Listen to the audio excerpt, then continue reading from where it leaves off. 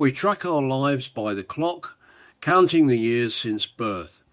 But that chronological number hides the active cellular reality ticking away inside. Modern medicine operates almost entirely in the wake of this internal decay. It waits for the heart to tear or the cells to fail before stepping in to attempt to repair. This chart shows the immense volume of lifestyle-driven conditions compared to unpreventable genetic ones. Roughly 70% of cardiovascular disease and 40% of dementia cases are entirely avoidable. Treating those conditions only after they surface guarantees biological failure. Escaping this cycle requires treating the body not as a clock that inevitably runs out, but as a system we can proactively engineer. We can actively reverse metabolic decline by tracking personal biomarkers and using continuous feedback loops to adjust our daily inputs. A standard 5-minute doctor's visit advising a patient to simply eat less and move more rarely triggers lasting behavioural change. Look at this graphic detailing nutrigenetics. Personalised dietary interventions lower biological age by targeting exact inflammation mechanisms, but this varies. Genes like COMT and MAO dictate how your body processes supplements, meaning an anti-inflammatory compound for one person could trigger anxiety in another. You can decode your DNA and refine your metabolic signaling flawlessly, but if you walk out your front door into a toxic, highly processed environment, those internal optimizations will eventually collapse. Individual willpower cannot out-medicate a sick environment.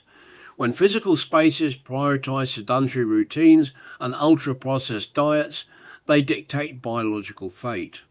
To fix this, urban planners are adopting a recognized blueprint known as ISO 25553, or Neighborhoods of the Future. It physically engineers preventative health directly into the layout of a city. The anchor of this redesign is the decentralized community wellness hub. It takes proactive care out of the acute hospital ward and embeds it straight into the places where we live and work. Notice how the concrete roads in this architectural model dissolve, replacing traditional streetscapes with integrated green corridors and exercise zones, makes cardiovascular movement the default option. By collocating healthy food cafes alongside those spaces, the urban layout eliminates food deserts. When movement and nutrition are integrated into the city grid, lifestyle medicine stops being an exhausting daily chore. It becomes an effortless, immersive feature of the environments. Beyond physical fitness, urban design tackles the invisible epidemic of social isolation. Chronic loneliness physically alters the brain and is a primary measurable driver of cognitive decline. By stacking services for different age groups in one shared physical space, the built environment forces daily organic interaction across entirely distinct generations. The benefits flow in both directions. Elderly residents gain vital neurological stimulation and a renewed sense of purpose, while young families receive active community support during a child's critical developmental years. This structured, community-driven connection acts as a preventative medical intervention as powerful as any prescription drug.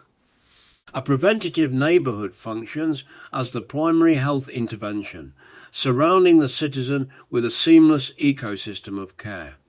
Yet, with perfectly optimised biology and meticulously designed cities, the physical shell has an absolute limit. The biological body will eventually reach its breaking point. The next frontier bypasses biology entirely. We are using massive data sets and artificial intelligence to preserve the mind, moving toward a form of digital immortality. Throughout your life, you are constantly generating what researchers call a mind file. This is the massive, chaotic digital footprint made up of your emails, photos, voice notes, and social media posts. This flowchart outlines Joshua Hatadu's immortalization process. AI models scrape raw data, organize it, and learn conversational patterns. In the final phase, embodiment, the AI receives a voice or 3D avatar. This simulates a digital personality, letting the living interact with the deceased. We are already seeing this applied through 360-degree virtual reality living memorials.